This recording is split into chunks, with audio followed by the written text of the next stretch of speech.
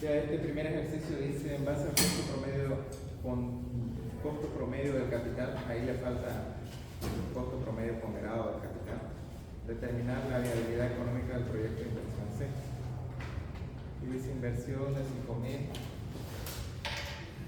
Les voy a explicar en qué consiste, pero primero no tenemos una tarea. Dice inversión. Eso es lo que ustedes conocen como B. Conozco algo así, o bueno, en la nomenclatura que he visto, utilizan B. Va a ser el valor de la inversión inicial.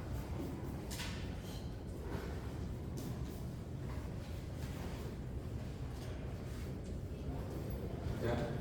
Luego siguiente, abajo dice financiamiento o financiación. La deuda bancaria va a representar. Para la deuda bancaria voy a utilizar B. La participación que va a tener la deuda bancaria con respecto al total de la inversión de este proyecto va a ser igual al 20%. Significa que el 20% de toda la inversión de este proyecto va a provenir de una fuente, va a provenir de una deuda bancaria, en otras palabras. Y luego el banco nos va a cobrar una tasa de interés, al cual le vamos a llamar KD, que va a ser igual al 6%. Y no dice, pero es anual. Ya, cuando no diga nada es anual. Y luego está el plazo, que es 4 años. 4 años, que en este ejercicio van a ver que no se va a utilizar. Luego dice que se van a emitir acciones comunes igual al 60%.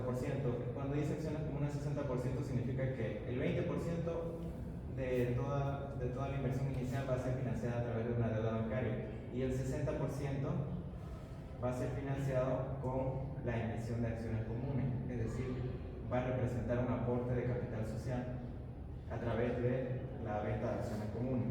Si se dan cuenta, si suma 60 más 20 todavía no llega al 100%. Luego dice que el dividendo que ya se ha pagado en este último año, al cual vamos a llamar D sub 0, es igual a $3.5 por acción. Y luego dice que la cantidad de acciones que se van a emitir para financiar este proyecto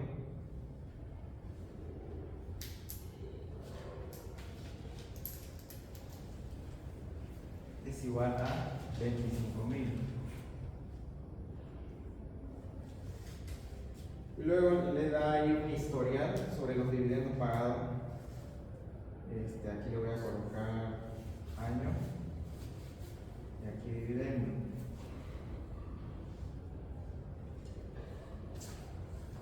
Aquí va a ir 2016, 2017, 2018, 2019, 2020. Y aquí le voy a mostrar algo interesante, raro, su práctica.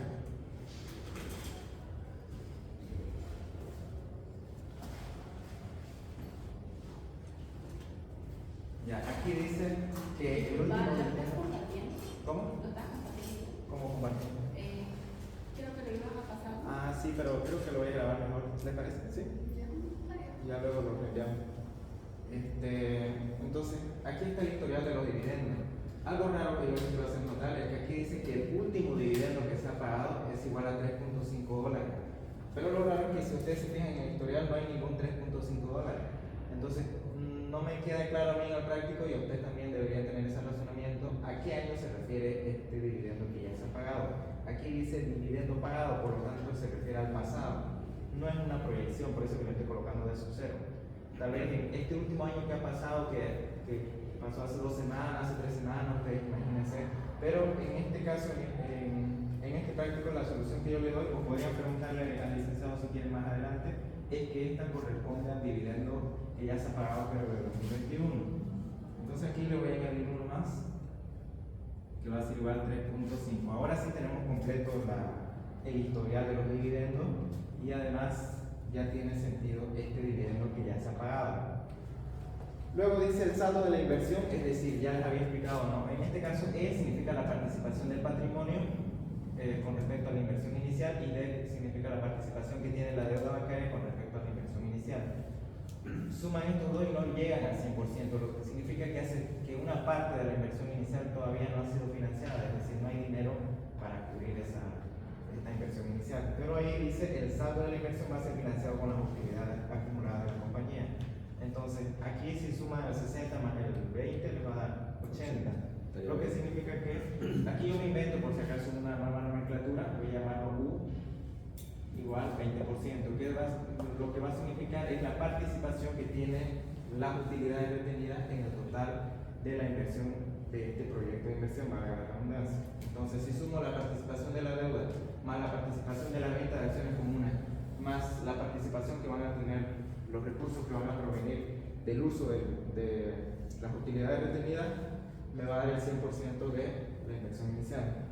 Luego dice, considera una tasa, o bueno, la tasa de impuesto a las utilidades es del 25%. Yo voy a utilizar esta nomenclatura que va a ser T igual a 25%.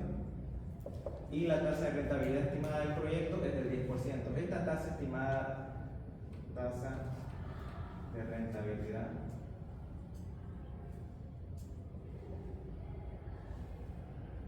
estimada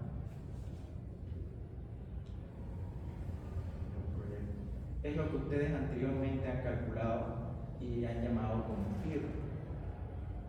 O sea, alguien ya se tomó la molestia de evaluar este proyecto de inversión y ha decidido, o bueno, se ha llegado a la conclusión de que el proyecto, cuando se lo lleve a cabo, va a ser capaz de generarnos una rentabilidad igual al 10% anual.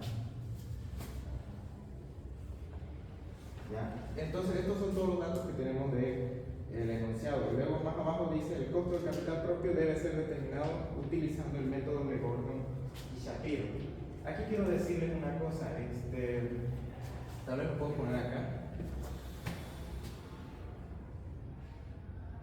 Lo que nos interesa aquí es calcular, como dicen en el principio, en base al costo promedio ponderado de capital, determinar la viabilidad económica. Dice viabilidad económica, lo que significa que tenemos que decidir si este proyecto de inversión debe llevarse a cabo o no. Y la única forma de, bueno, en este ejercicio de determinar si se tiene que llevar a cabo este proyecto o no, es evaluando o comparando, mejor dicho, el costo promedio ponderado del capital con la TIR o el rendimiento esperado del proyecto. Este es el costo de obtener el dinero para financiar el proyecto y este es el rendimiento que me va a dar el proyecto, en otras palabras. Entonces, esto va a estar expresado en porcentaje, esto también va a estar expresado en porcentaje. Esto, por ejemplo, va a ser 10%, digamos. Significa que en promedio, conseguir todo el dinero para financiar este proyecto me va a costar 10% anual. Y la TIR, por ejemplo, me va a costar 5%, entonces significa que el proyecto es capaz de darme un 5% de rentabilidad anual estimada. Entonces, como los costos, en este caso estoy inventando, ¿no? 10% es más grande que la rentabilidad del proyecto, entonces se recomendaría que no se lleve a cabo el proyecto de inversión. Pero todavía no tenemos el costo promedio ponderado de capital. Y eso lo tenemos que calcular. La fórmula está acá.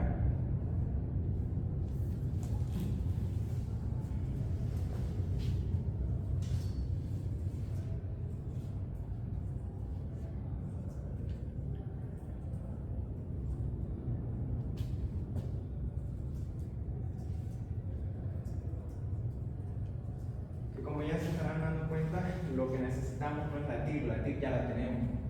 Lo que necesitamos es calcular el costo promedio ponderado del capital. Ahora el detalle está en que si reemplazamos toda la información que tenemos, aquí está la participación. Esto, por ejemplo, representa la participación que tiene el patrimonio sobre el financiamiento, todo el financiamiento o el total de los activos de este proyecto de inversión. Recuerden que B es el total de la inversión. Entonces aquí yo tendría que poner el monto que representa el patrimonio y aquí el monto que representa la inversión en su totalidad. Pero el resultado le va a dar siempre una fracción, por ejemplo, le va a dar 0,50, lo que significa que el patrimonio representa un 50% de toda la inversión de este proyecto de inversión. Entonces, si se dan cuenta, el objetivo es un porcentaje, o bueno, en este caso un decimal. Entonces, como el objetivo es un porcentaje, un decimal, aquí directamente ya se nos está dando. Entonces yo lo único que tengo que hacer es reemplazar. El detalle está en que el enunciado no me dice cuánto es el costo de obtener este porcentaje de financiamiento. Por eso es que lo estoy dejando como CAE. Ahora aquí me está pidiendo la participación que tiene la deuda en el total de la inversión. Eso yo lo tengo allá que 20%, yo lo voy a colocar como decimal. Aquí me está pidiendo colocar el costo de obtener ese financiamiento a través de un préstamo bancario, que sería 0.06, y aquí me pide multiplicarlo por un factor que va a ser 1 menos impuesto a las utilidades, que va a ser 0.25. Luego aquí me pide la participación que van a tener las utilidades en el total del financiamiento, que sería 20%, y lo multiplico por CAE, que tampoco lo tengo. ¿Por qué aquí se multiplica la participación de las utilidades con el costo del capital social y aquí el patrimonio con el costo del capital social, ambos con el mismo costo? Porque ambos representan recursos para unas mismas personas. Este patrimonio es un recurso que ha venido de 5 personas, digamos, los cuales representan los socios de este proyecto de inversión o de esta empresa. En cambio, estas utilidades, si bien no han salido todavía de la empresa, cuando se desembolsen, es decir, si nosotros suponemos que se lo van a debolsar y se lo va a distribuir a través de dividendos, va a llegar a mano de los inversionistas. Por lo tanto, aquí, para saber qué costo tenemos que utilizar, tenemos que saber a quién va dirigido o quién ha aportado, mejor dicho, estos recursos acá. Entonces aquí los socios son los que están aportando estos recursos, entonces aquí yo tengo que colocar cuánto es lo que ellos están exigiendo como beneficio por este recurso que están colocando en el proyecto de inversión. Y aquí lo mismo, se utiliza CAE porque estos recursos, en lugar de que sean utilizados por los inversionistas en otro proyecto de inversión, van a ser utilizados de nuevo en el mismo proyecto, porque aquí dice que se van a reutilizar las utilidades retenidas. Por lo tanto, aquí volvemos a colocar el mismo costo que habíamos colocado acá, porque hace referencia a las mismas personas que están colocando o al cual van a ser destinadas este dinero de acá, el patrimonio. El patrimonio proviene de los inversionistas y las utilidades también provienen de los inversionistas, aunque todavía no ha llegado a su mano, pero ellos son dueños de esas utilidades. Entonces, para calcular el CAE, se van a dar cuenta después de realizar los dos prácticos que existen dos formas. Una está el KPM y la otra está por el método de Gordon y Shapiro. La fórmula de Gordon y Shapiro es esta de acá. Nos dice que CAE va a ser igual al dividendo proyectado, el dividendo futuro, sobre el precio actual de la acción más un crecimiento geométrico. Y el KPM, su fórmula, nos dice que el costo de los recursos de estos inversionistas va a ser igual a una rentabilidad libre de riesgo más, aquí utilizan, aquí lo voy a anotar,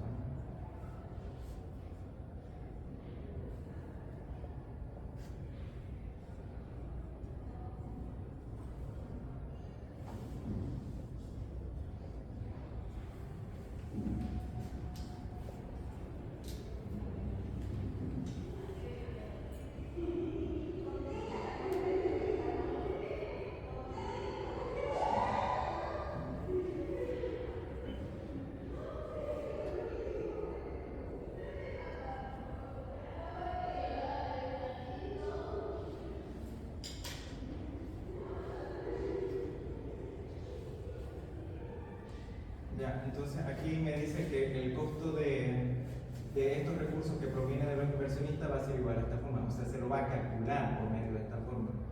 Aquí lo voy a colocar B por, lo voy a hacer abajo.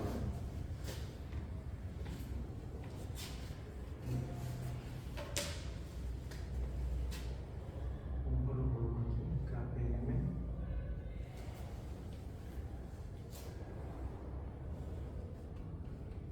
Y aquí el costo del capital va a ser igual a una tasa libre de riesgo más el beta apalancado por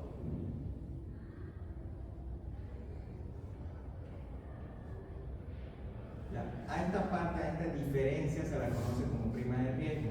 A esta se lo conoce como el efecto que tiene el mercado sobre esta empresa en particular o sobre este proyecto en particular. Y esto representa la tasa libre de riesgo, que básicamente la tienen que entender como aquella tasa mínima que un inversionista o una persona debe exigir si desea colocar su dinero en este proyecto de inversión.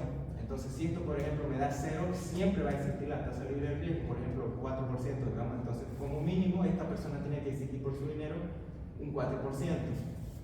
Entonces, en cualquiera de las dos formas, siempre se nos pide reemplazar valores, ¿ya? No es un modelo econométrico. Les recalco, aquí no es un modelo econométrico, aquí no es un modelo econométrico. Les recalco eso porque este de aquí sí se lo calcula por medio del modelo econométrico, ¿ya? En realidad este se lo calcula por medio de un modelo económico, que luego se lo tiene que convertir en una venta apalancada. Entonces, en este caso, en este ejercicio, nos pide utilizar esta fórmula. Entonces, esta fórmula es la que vamos a utilizar para poder calcular KN. Ya. Resulta que para calcular este DI, lo que tienen que hacer es, este DI representa un dividendo proyectado, este D sub 0 representa, en realidad este es D 1, este D sub 0 representa el dividendo que ya ha pasado, porque pertenece al historial, pero este es un dividendo que se está proyectando para el siguiente año. Entonces aquí la pregunta es, o lo que tenemos que resolver es, ¿cuánto tengo que aumentar o disminuir a este pasado, a este dividendo que ya ha pasado, considerando el historial? Para eso utilizamos esta fórmula de acá, que como se dan cuenta lo vamos a hacer subir el dividendo pasado a una cierta tasa que se va a llamar G. Entonces aquí, por ejemplo, vamos a colocar 3.5 por 1 más, y aquí vamos a colocar una tasa, no sé, pues 5%, 10%, lo que sea. La cuestión es que si el dividendo pasado ha sido 3.5, se espera que en el siguiente año sea, no sé, pues 4, 3.8, 5. O sea, se espera que el dividendo en el futuro ya sea que crezca o que se haga más pequeño el dividendo. ¿Y cómo voy a saber a qué va a ser igual G? Revisando el pasado. G lo van a calcular de esta forma.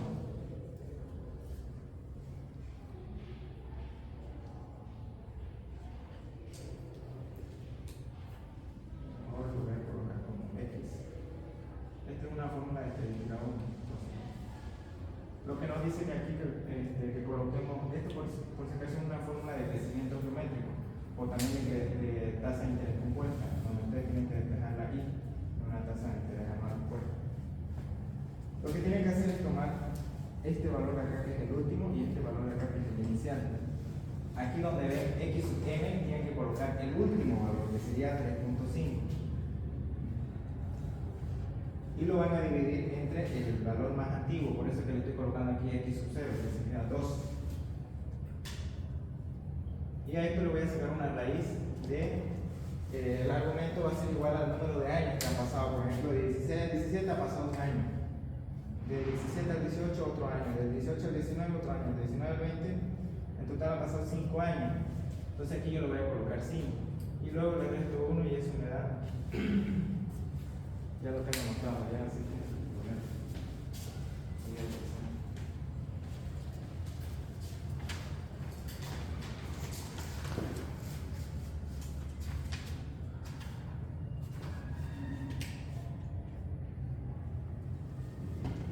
cero, 0.1184, que va a ser igual a 11.84%. Lo que significa que se espera, bueno, según el historial, si a este 2, que es el dividendo de 2016, yo le sumo un 11.84%, y a ese resultado yo le sumo otra vez un 11.84%, y a ese resultado le sumo otra vez 11.84%, o sea, 5 veces voy a lograr pasar de un dividendo de 2 a un dividendo exactamente de 3.5.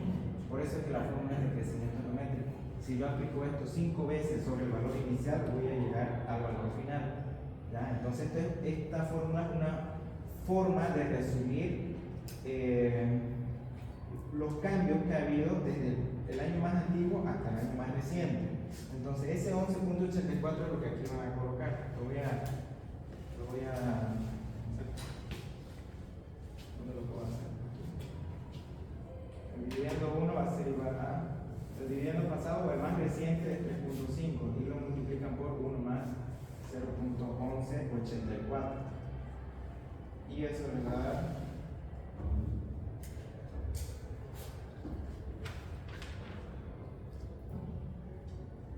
eso no lo tengo más dar, por favor.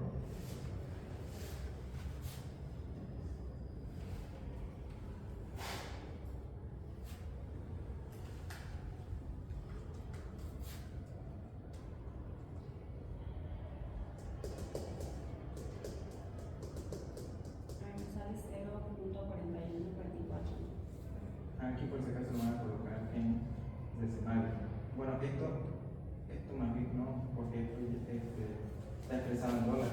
¿Por qué te sale 0? Al colocarle uno más 3,91. Ya.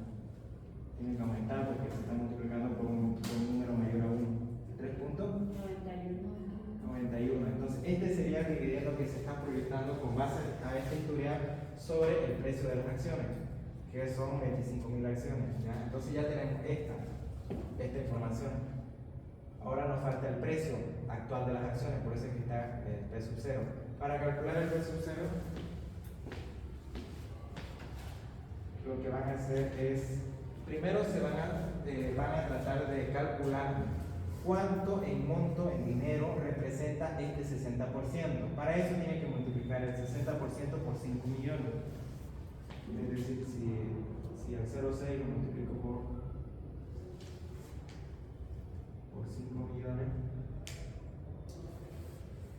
mejor lo hago aquí.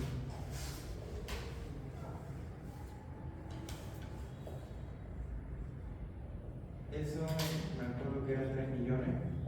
Lo que significa es que la participación, bueno, el dinero que proviene del aporte de los inversionistas a través de su inversión en acciones comunes es igual a 3 millones de dólares. Esto es en total lo que han colocado los inversionistas en este proyecto de inversión. Y aquí dice que aquí se han emitido o se han vendido 25.000 acciones. Entonces lo único que tienen que hacer es tomar el monto total que han colocado los inversionistas, que son 3 millones, y lo dividen entre el número de acciones, que sería 25.000. Y eso nos da 120, creo.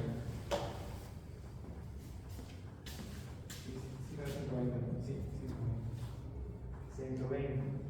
Entonces ya tienen la información necesaria para reemplazarla aquí. Entonces yo lo voy a colocar. Va a ser KE igual a el dividendo estimado o proyectado para el siguiente año es igual a 3.91. El precio de las acciones resulta que había sido 120. Y aquí le voy a sumar el crecimiento geométrico que he calculado con un historial que se llama, que es igual a 0.1184. Y eso me da como resultado.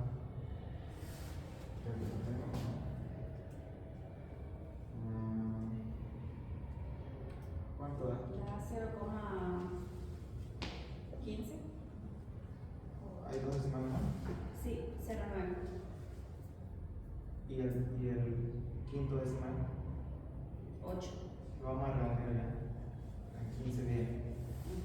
Entonces esto sería igual a... Bueno, ese es el costo del capital social o del capital que proviene de la venta de acciones. Entonces aquí yo lo voy a colocar como 15.10%. Y eso es justamente lo que faltaba aquí, fíjense. ¿Ya? Entonces lo único que voy a hacer es reemplazar. Donde estaba acá y lo voy a reemplazar ahora 0.1510 más 0.20 por 0.06 por 1 menor.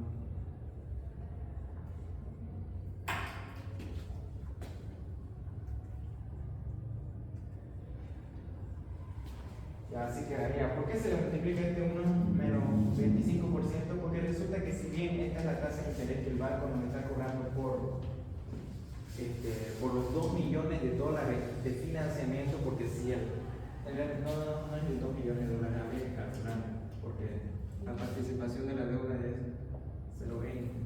¿Aquí cuánto da? 1 millón. Ya, entonces, el préstamo que se ha obtenido o el crédito bancario es igual a $1 millón, y por ese $1 millón el banco nos está cobrando 0.06%, mejor dicho 6%. Entonces, si bien el banco nos está cobrando el 6% y uno creería que ese es el costo y no hay que hacer nada más, resulta que cada año que vayamos pagando intereses, esos intereses van a reducir la base disponible para calcular el IUE. Entonces, como el pagar la deuda va a hacer que disminuya los impuestos que vamos a pagar, a ese efecto o a ese hecho lo vamos a reconocer a través de este factor. a esta tasa de interés que representa el costo nominal, vamos a decir, le vamos a multiplicar este factor para poder conseguir el costo real.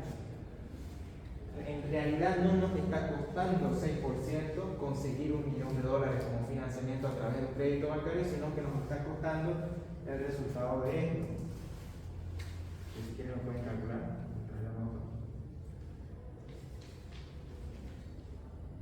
¿Cuánto sale? 0.045. Como ven, siempre va a disminuir. Si aquí el banco nos está cobrando 10%, aquí va a ser 8, 9, lo que sea. Pero siempre aquí se lo multiplica por 1 menos y la tasa impositiva.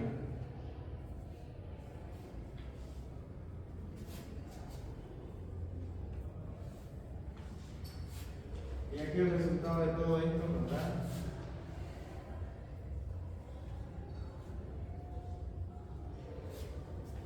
aquí lo voy a anotar. Esto ya lo tenía.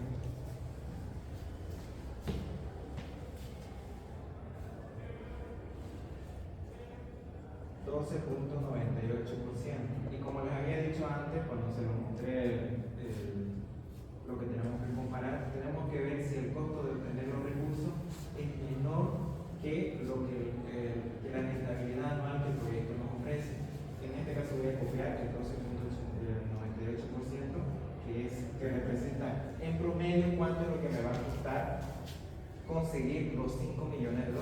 Y aquí fíjense que en el WACC estoy calculando la participación que tiene el patrimonio con su respectivo costo, la participación que tiene la deuda con su respectivo costo real, la participación que van a tener las utilidades con su respectivo costo. Y en promedio, fíjense que esto no es más que una media aritmética.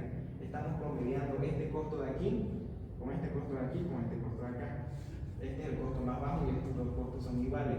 En promedio me está saliendo a mí 12.98% anual conseguir los $5 millones para este proyecto. Y el proyecto resulta que me va a generar únicamente un 10% anual. Entonces, el rendimiento es menor que el costo.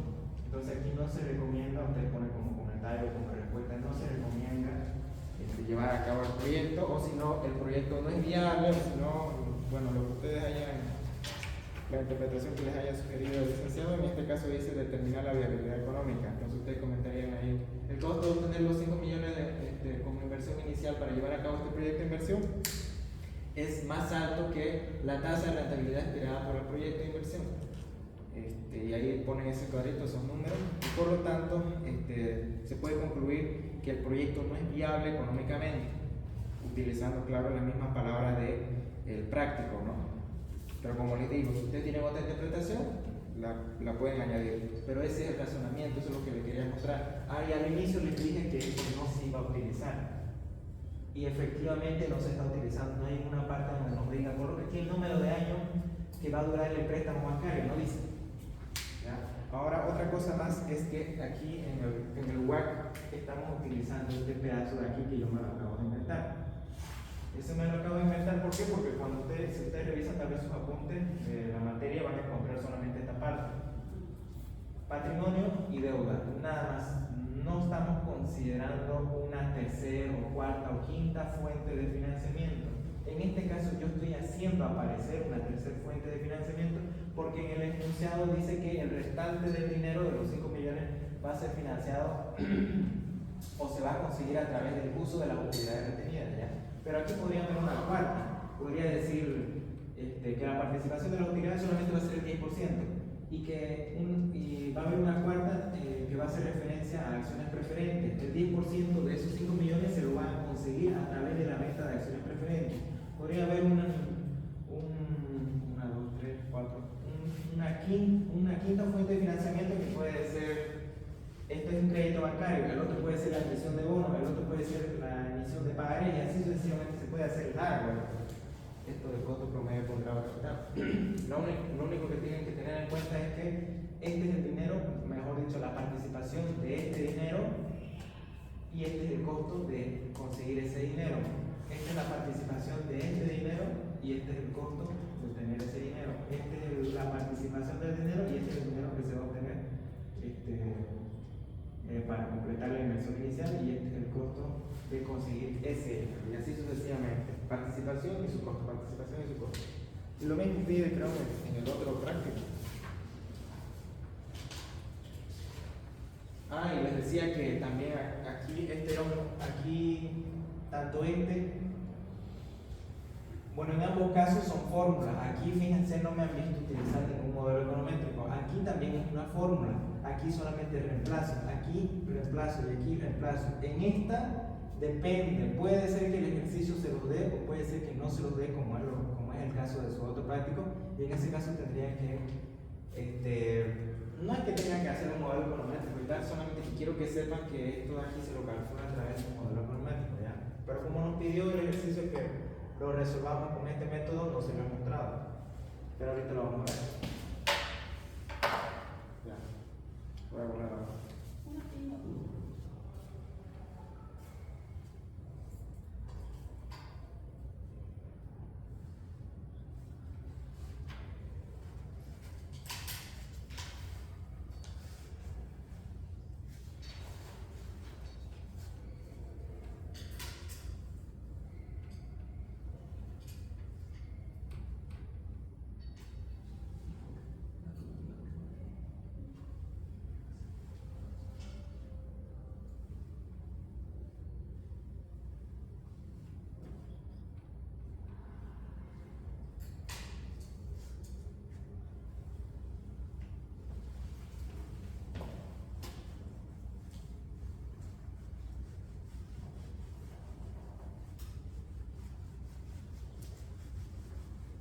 Nada más por si la duda, me voy a quedar si está grabando. Sí, está grabando.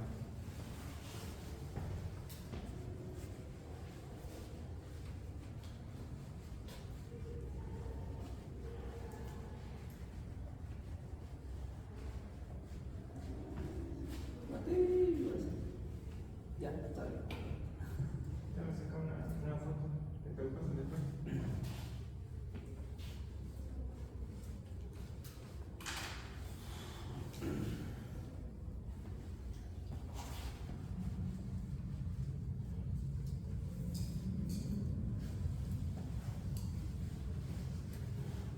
Ya no lo voy a borrar esto porque la idea es que ustedes vean el panorama completo. Y es que ahora ya no vamos a calcular el costo del capital aportado por los inversionistas con esa fórmula, sino con el KPM. El KPM, si ustedes lo buscan en internet, significa modelo de valoración de activos de capital. Entonces este práctico dice, voy a colocar 2. Dice, en base a la información que se proporciona, aquí le voy a colocar la fecha, van a tener paciencia, voy a dar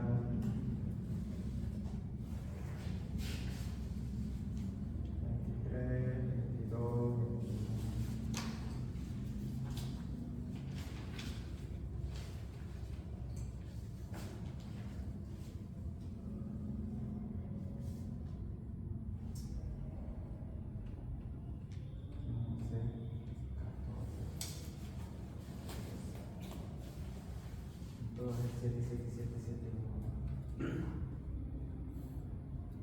ya, voy a hacerlo así. Ya ustedes se dan cuenta que es lo mismo, solo está cambiando el año. ¿Ya? Voy a colocar fecha.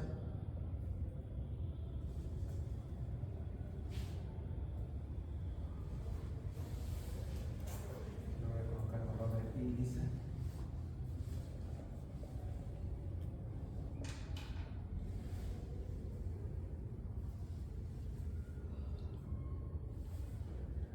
Precio de la acción.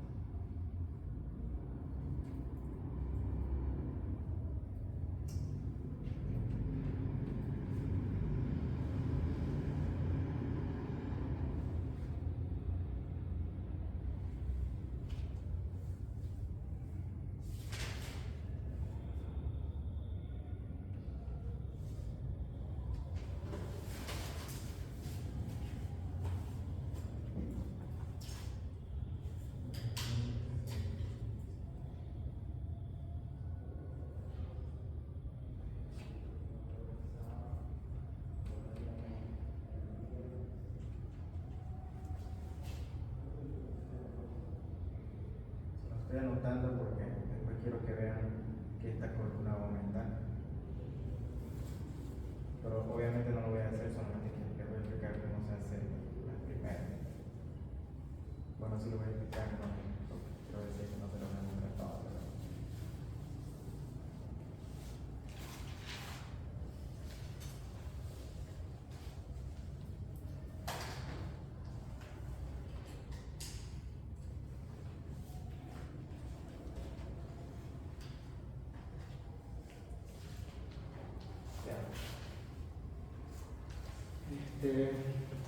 Bueno, dice en la información, la tasa de interés de los bonos del Tesoro estadounidense es del 3.5% a 10 años.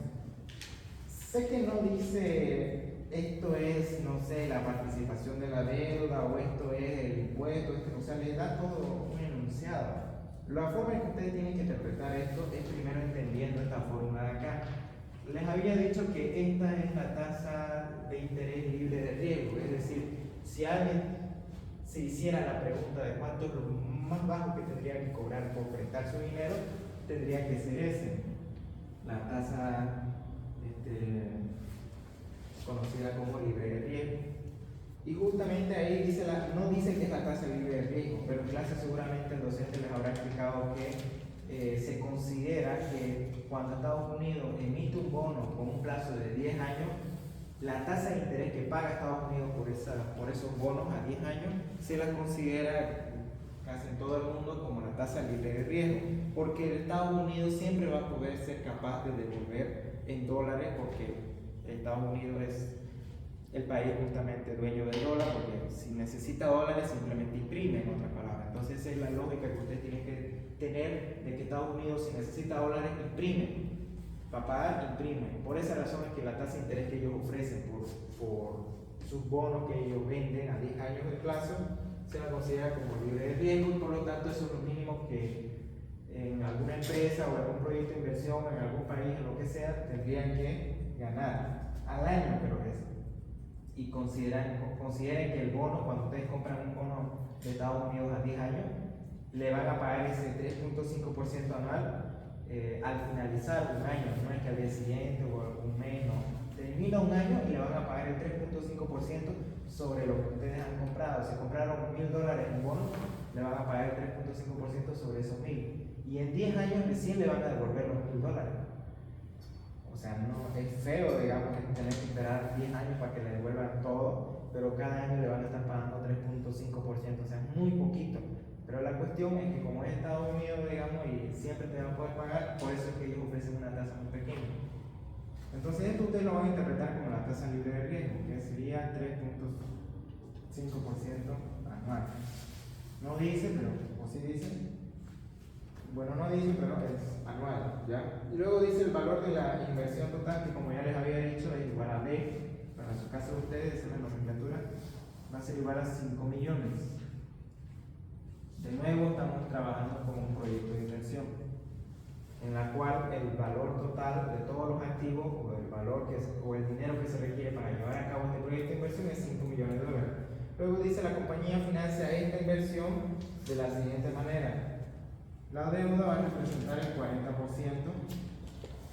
y las acciones comunes, que las voy a colocar como E, van a representar el 60%. En realidad este D y E, yo sé que lo puse anteriormente como D y E, pero creo que he visto en la diapositiva del licenciado que le coloca D sobre E. Entonces si ustedes quieren, colóquenlo así, ¿ya?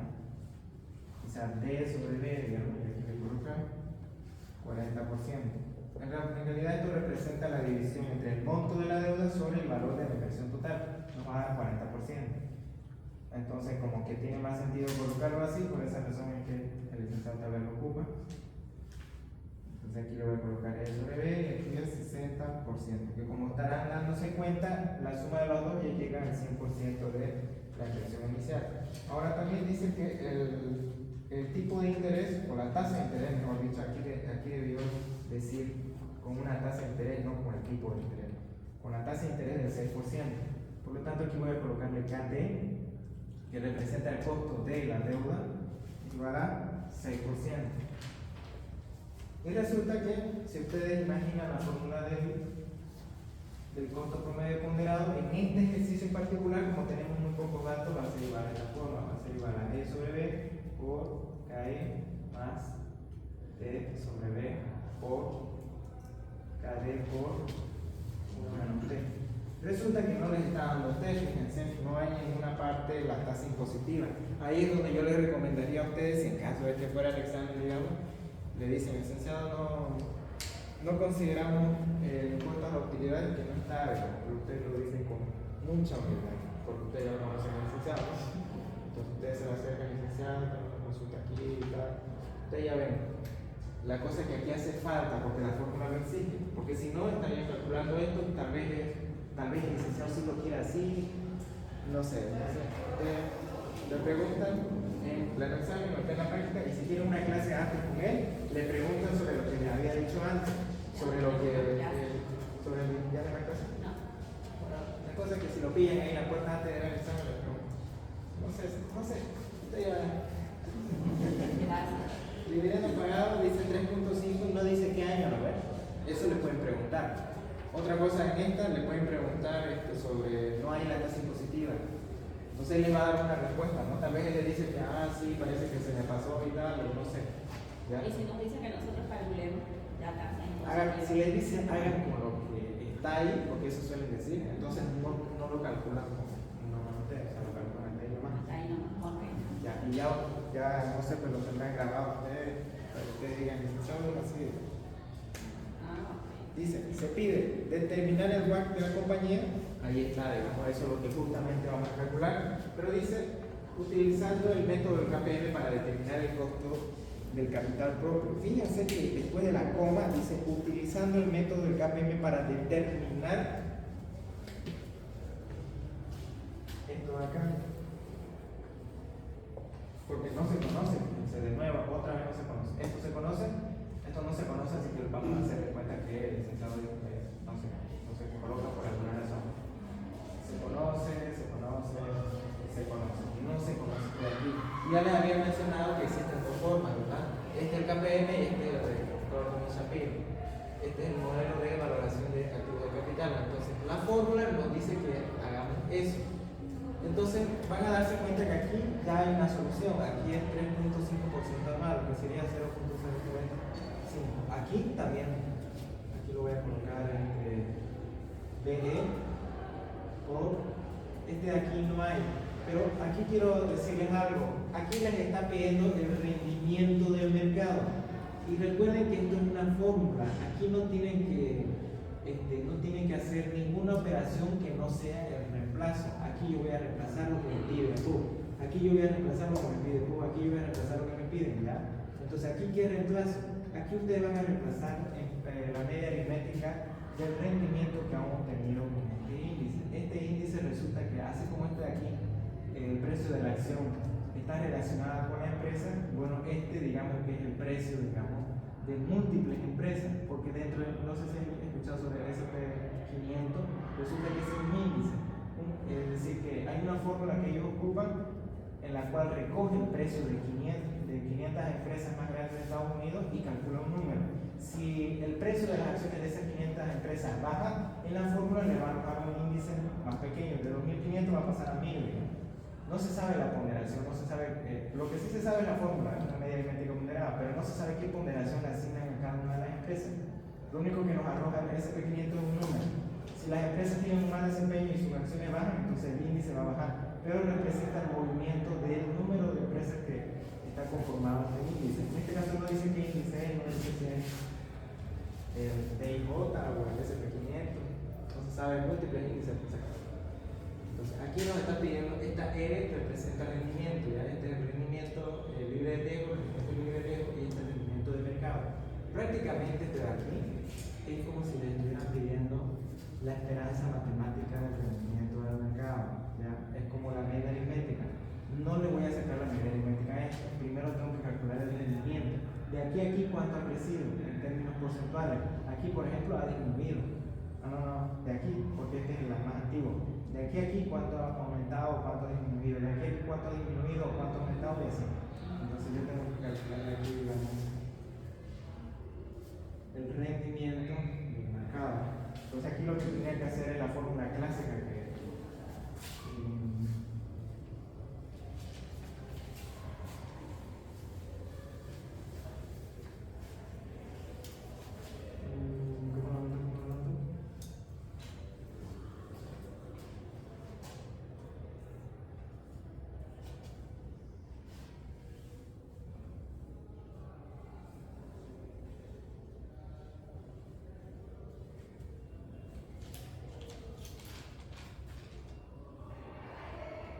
ya está la fórmula y con eso van a poder calcular el porcentaje de crecimiento, vamos a llamarle así. Entonces, el crecimiento de aquí a aquí, ustedes fíjense cuál es el valor final, este es el valor final. 2.562 menos 2.588 dividido sobre 2.588. Eso es lo que tendrían que hacer.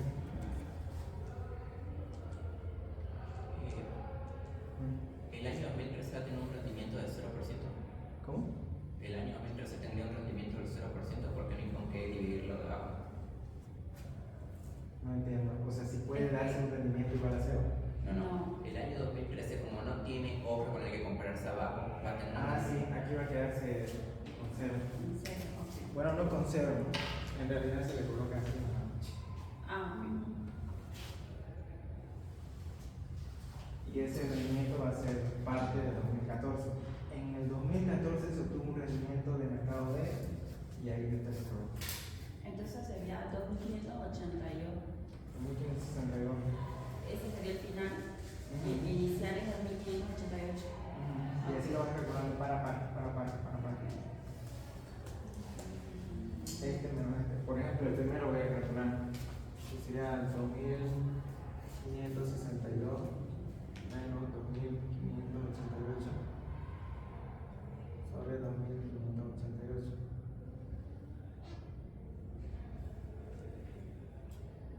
Eso me da el porcentaje directamente en 1.00%. Y efectivamente, pues desde 2013 a 2014 ha disminuido el índice, lo que significa que ha habido en el precio de las acciones de ese índice, algunas de las empresas han tenido más desempeño que luego cuando se lo calcula por medio de la fórmula que ellos utilizan, el índice nos arroja un número inferior. Entonces aquí sería, ha habido un rendimiento de menos 1%. Luego para el siguiente sería 2.187 menos 2.562. Creo que escuché que podían hacerlo en Excel, así que mejor háganlo en Excel, nomás préstense si quieren computadora. Porque si creen que esto es lo más largo o más difícil, no han visto todavía cómo las otras cosas. ¿Qué vamos a hacer?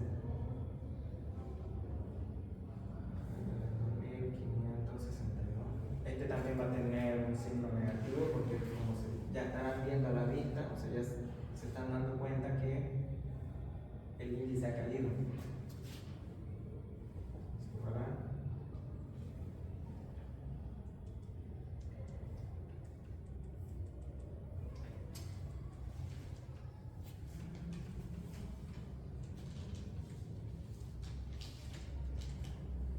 Menos 14.64%. Yo tengo los rendimientos de todos los años.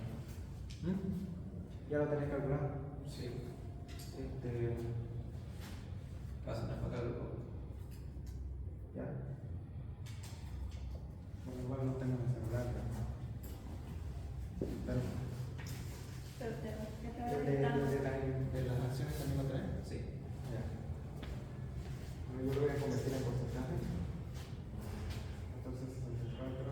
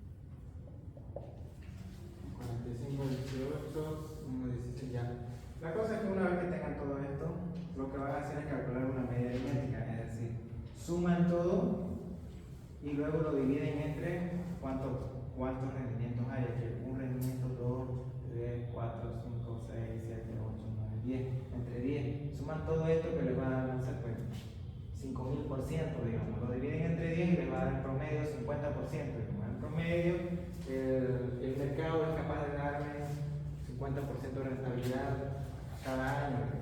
Ese sería, lo vamos a resumir. Toda la información que nos está dando el rendimiento, gracias, del mercado en un solo número. Y ese número justamente es el que vamos a colocar aquí. Si bien aquí ustedes están viendo RM, no es que le van a colocar a ninguno de estos, a menos que el licenciado les diga, no, utilicen el último como representante, no han visto este aquí, utilicen este último como representante del rendimiento del mercado. Puede ser que se puede utilizar esa lógica, pero en mi caso yo estoy utilizando el razonamiento de que el rendimiento del mercado que yo voy a utilizar aquí va a ser el promedio de todo esto, porque para eso existe la estadística, para resumir características descriptivas de una variable, en este caso la variable de rendimiento del mercado. Entonces, si usted le calcula la media aritmética, voy a colocar 22.43%. 22.43%. Ese 22.43 que yo voy a colocar aquí. 22.43. Le resto la tasa libre de riesgo, que sería 0.035. Y solamente me queda este E. Voy a revisar si es el mismo.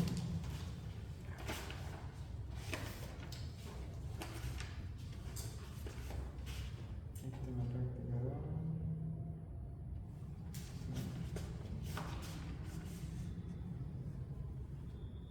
22.43.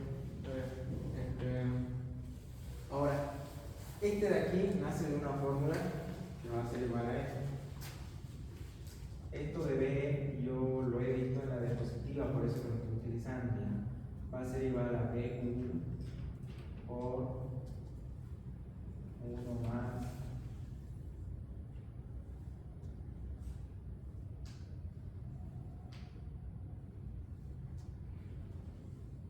esta es el beta sin considerar la deuda, y este es el beta considerando la participación que tiene la deuda en la inversión total. Entonces, esta de aquí, ¿cómo se la consigue? ¿Cómo se la consigue? Se la consigue así.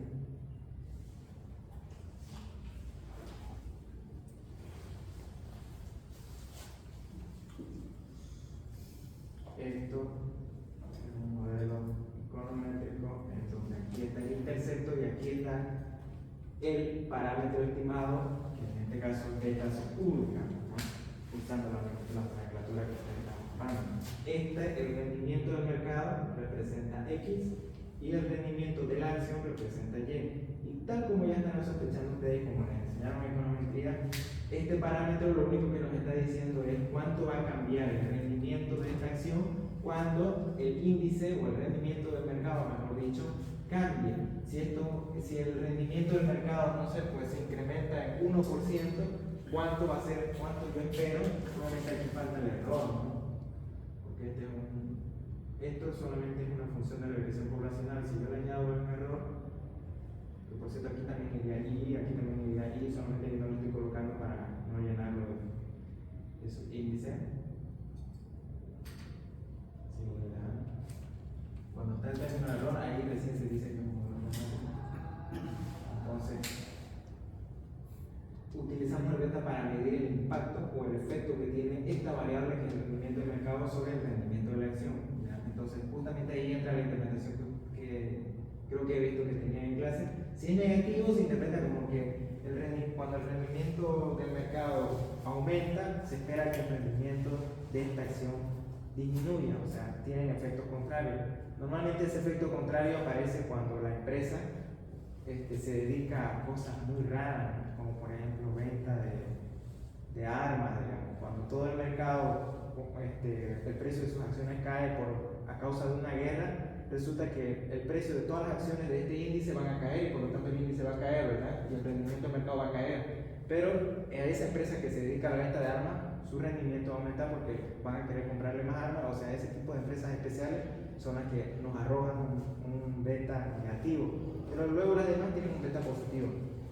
Entonces, lo que quería mostrarle aquí es que, como se trata de un modelo econométrico, recordarán que cuando un modelo de regresión lineal simple, en este caso, porque estamos trabajando con una sola variable, para estimar este parámetro beta U, beta sub U, la fórmula es esta.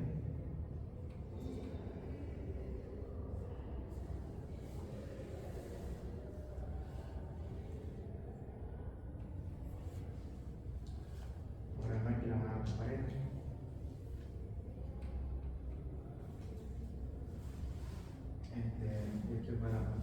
Entonces, transformando esta nomenclatura de X y Y a esta nomenclatura, no ocupando X y Y, sino esta nomenclatura, le va a quedar esto.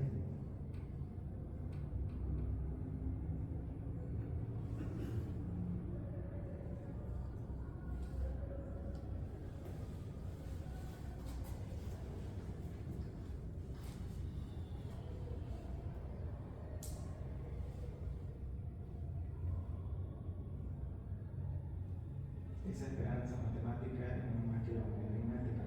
La media aritmética es de todos los valores que puede tomar el rendimiento de acción.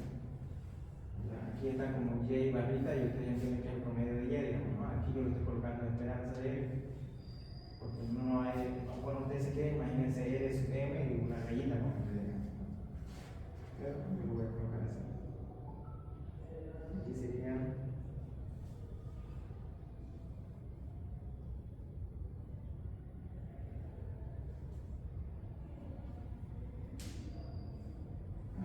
ahí está, pasando de esta nomenclatura que la aprendieron en econometría, la van a pasar a esta. Ahora resulta que tampoco van a utilizar esa.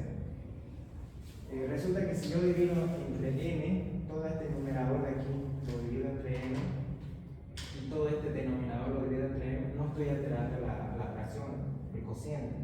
Porque luego si multiplico extremo con extremo medio, voy a simplificar n y no pasó nada. Entonces, ¿pero por qué lo voy a dividir con n? Porque resulta que cuando todo esto de aquí lo dividen entre n, casualmente les aparece la fórmula de la covarianza entre la variable x y y. Y cuando todo esto ustedes lo dividen entre n, resulta que se convierte en la varianza de la variable, en este caso, x.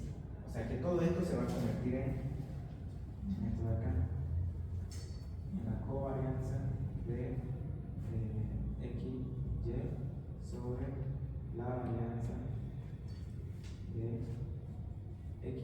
Así. Obviamente, expresándolo en nomenclatura que estamos utilizando sería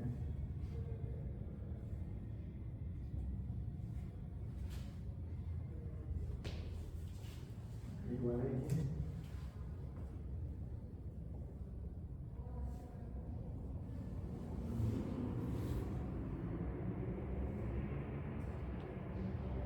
ahora si ustedes lo quisieran hacer con su calculadora, tendrían que hacer todo esto. O sea, tendrían que calcular el rendimiento del mercado, que es lo que ya hemos calculado aquí. Tendrían que calcular el rendimiento del activo, que no lo hemos calculado. O sea, aquí tendrían que abrir una nueva columna que se llama el rendimiento de este activo. Aquí es el rendimiento del activo y aquí es el rendimiento del mercado. Y luego tendrían que multiplicar, tendrían que sacar una diferencia entre el rendimiento menos la esperanza matemática del rendimiento del activo. Y aquí el rendimiento del mercado menos la esperanza matemática del rendimiento del mercado. Eso lo tendrían que hacer en otra columna. Aquí colocarían el rendimiento del mercado menos la esperanza matemática del rendimiento del mercado. Y tendrían que abrir otra columna acá que diga el rendimiento de la acción menos la esperanza matemática del rendimiento de la acción. Y luego tendrían que multiplicar cada una de ellas. Entonces tendrían que abrirse una nueva columna donde diga, bueno, no va a alcanzar ahí, van a tener que multiplicar rendimiento del mercado menos esperanza matemática del rendimiento del mercado, todo esto multiplicado por el rendimiento menos la esperanza matemática del rendimiento, y el resultado lo van anotando aquí. O sea, se supone que aquí van a calcular el rendimiento, no se nos va a inventar 3%. Aquí me está pidiendo el rendimiento de mercado, este de aquí, 45.18 menos Este, menos 22,43 me va a dar, no sé, pues, vamos a decir 20%.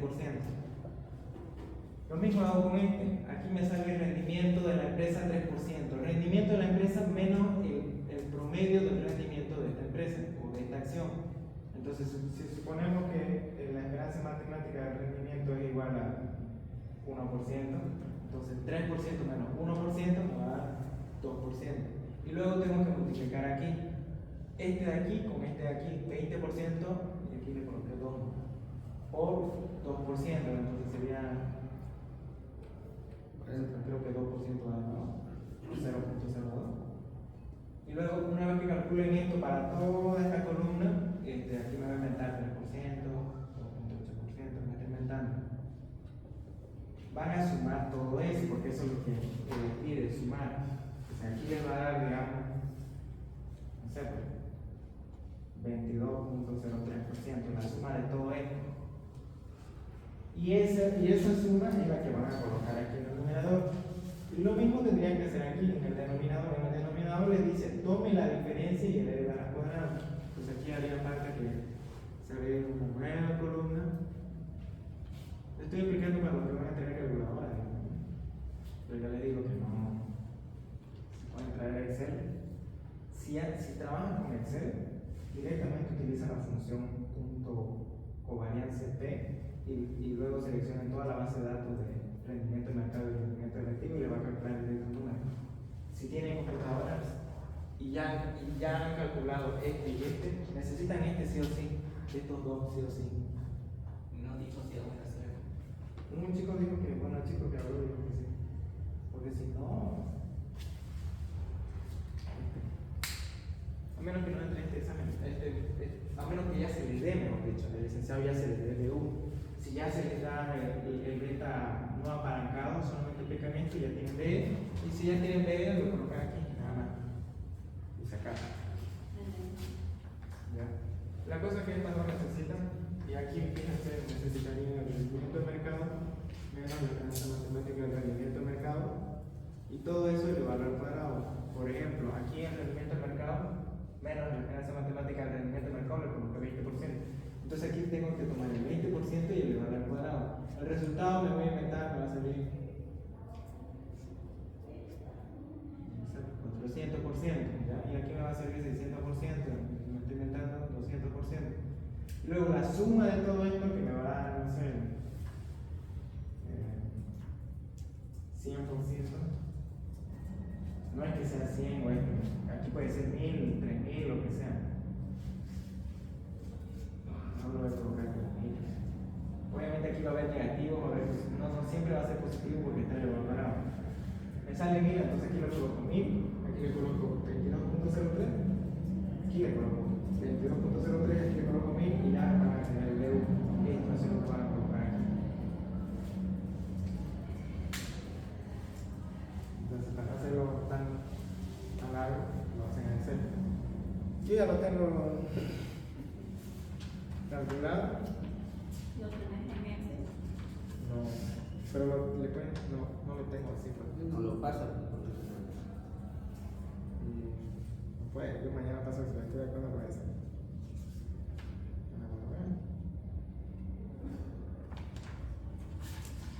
La cosa es que ya lo tengo. Les había mostrado a mano completa. Esto por si acaso es inventado, por eso lo voy a borrar. Esto también está inventado, esto también está inventado. ¿Ya? Mejor lo voy a borrar. Para que luego no haya esas cosas, no. Las inventé. Pero ya saben cómo se tienen que hacer si quieren aplicarlo literal. Ahora, la fórmula es esta, la covarianza de X.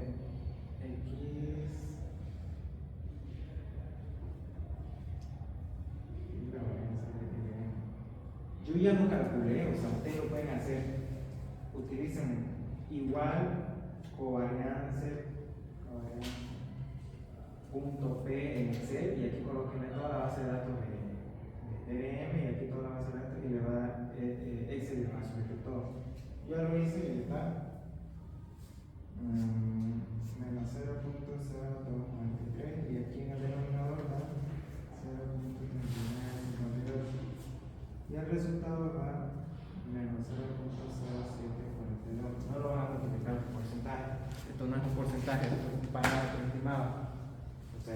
parámetros que tiene que ir aquí, estimados. Yo colocaría circunflejo, pero no utilizamos el circunflejo para no hacer tanta,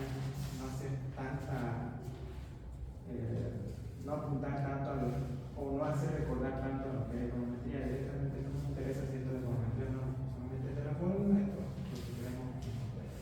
Entonces este menos 0.0742 lo van a colocar aquí. ¿Por qué lo coloco aquí? Porque fíjense que en el enunciado dice que existe deuda. Si no existiese deuda en este proyecto de inversión, no habría necesidad de multiplicarle todo este factor. Así como este de aquí tenía un propósito, ¿verdad? De convertir la participación, bueno, mejor dicho, el costo que tiene la deuda en el costo real, lo mismo tiene todo este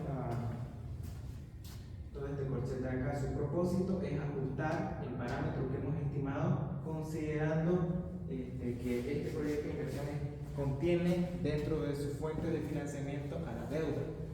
Lo que va a hacer ese factor es inflarlo, es decir, si el parámetro aquí me salió menos 0.0742, lo que va a hacer es hacerlo más grande. Creo que va a salir menos 14 o menos, no sé, pero lo va a hacer más grande. El signo se va a mantener, solamente que se va a hacer más grande. Y ese DE es lo que van a colocar aquí. Ahora, este DE no lo tienen ustedes, porque fíjense que en todos los casos es D sobre B, E sobre B. Para calcular ese D sobre E, lo que van a hacer es tomar aquí D sobre B y lo van a dividir sobre E sobre B. Sí.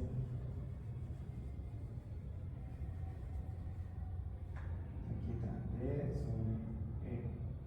¿Por qué cuando hacen eso les aparece todo aquí? Porque si usted multiplica D por E y luego B por E, se van a D y me queda D con E.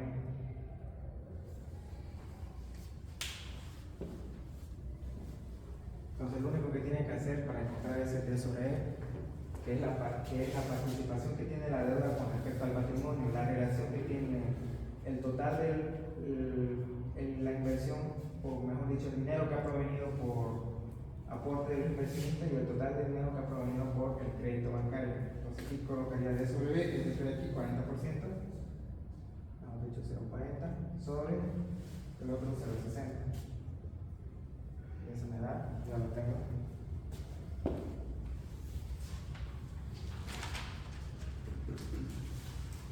No lo tengo, si alguien lo puede calcular. Hago una consulta. La fórmula de R para calcular la covarianza, ¿cuál sería? ¿Cómo? O sea, la fórmula de la covarianza.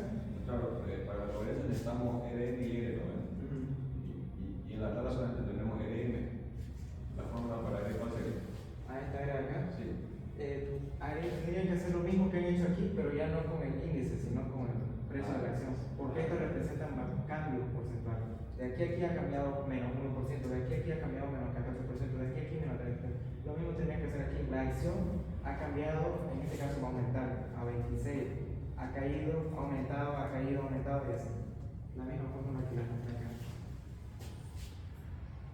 Ya, ahora sí, vale, gracias. ¿Y cuánto sale?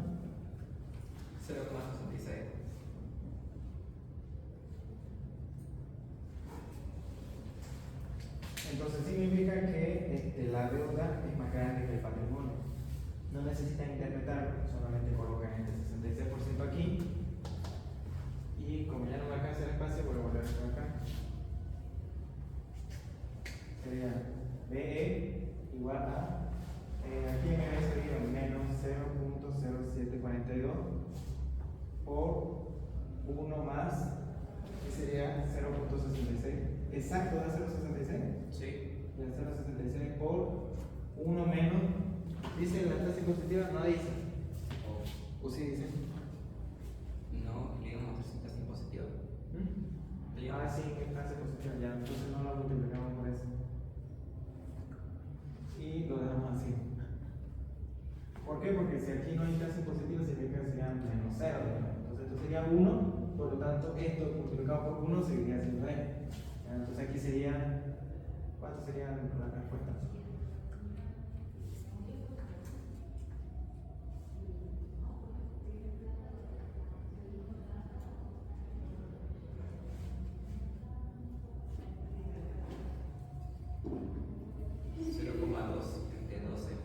¿Negativo? Porque aquí está el signo negativo. Sí, es negativo. Menos 0,12. 31, 72. 31. 72. 32. No. No sé. Menos 12, 32. Listo. Ese B lo van a reemplazar aquí. Porque aquí es donde les pide la beta apalancada. Entonces aquí voy a colocar. Así lo estoy moviendo de aquí para allá, pero voy a ver cómo se ordena.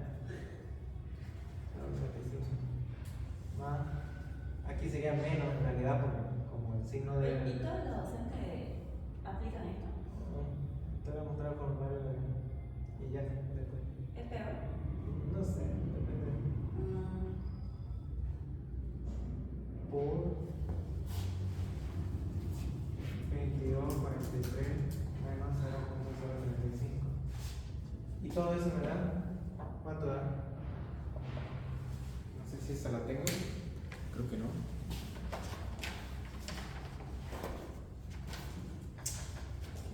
dice nada. No tengo. ¿Cuánto da?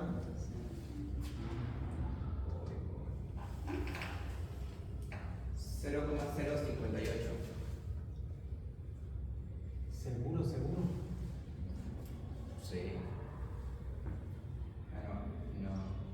Es 0,11, tenías razón. 0,011. ¿Por qué me doy cuenta? Porque aquí está el signo negativo, significa que el resultado, que por cierto yo ya sé que va a ser positivo porque esto es grande, el resultado positivo lo voy a hacer, lo voy a multiplicar por este número y me va a dar un número negativo. Entonces este lo tengo que restar el número negativo, entonces lo voy a hacer más pequeño.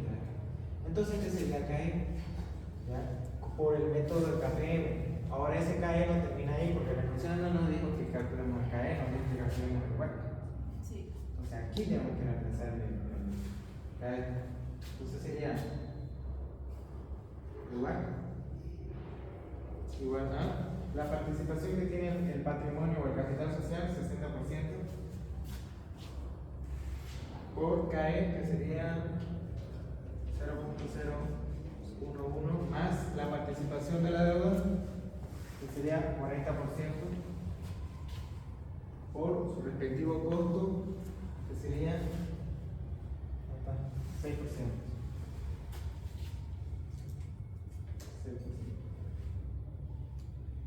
Ya, ¿y eso no da? 0,0306.